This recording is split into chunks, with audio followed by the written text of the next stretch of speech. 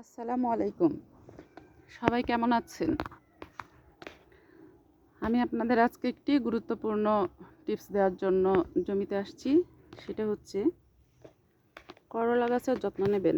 দেখুন, করলা গাছের গোড়া কোনোভাবেই আগাছা হতে দেওয়া যাবে না। আর নিচের এই যে ডালপালা লাল হয়ে গেছে যেগুলো, এই পাতাগুলো খুব দ্রুত ছেঁটে দেবেন। কারণ যখন পাতাটা লাল হয়ে যায়, পাতাটার বয়স হয়ে গেছে, পাতাটা পেকে গেছে, এই সময় পাতার রোগ প্রতিরোধ ক্ষমতা কমে যায়, যার কারণে তাকে বিভিন্ন ধরনের ভাইরাস আক্রমণ করে। আর সে রোগ প্রতিরোধ ক্ষমতা হারানোর কারণে সেই ভাইরাসটা পুরো গাছে ছড়িয়ে দেয়। কাজেই গাছের পুরো গাছটা তখন নষ্ট হয়ে যায়, আপনি ভালো ফল আর পাবেন না।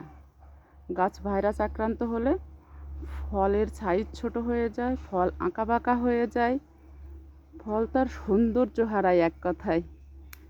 ঠিক আমাদেরও তেমন যত্ন নিতে হয়। বয়স হয়ে গেলে শরীরের প্রতি অনেক যত্নশীল হতে হয়, রোগ প্রতিরোধ ক্ষমতা কমে যায়।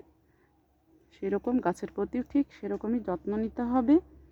আর এই পাতাগুলো দ্রুত কেটে ফেলবেন, তাহলেই গাছ আপনাকে একদম সুন্দর ফল দেবে।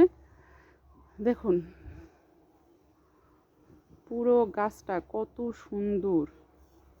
এই যে মাঝে মধ্যে দেখেন দু একটা পাতা পেকে গেছে, এটা সাথে সাথে কেটে দূরে ফেলে দেবেন।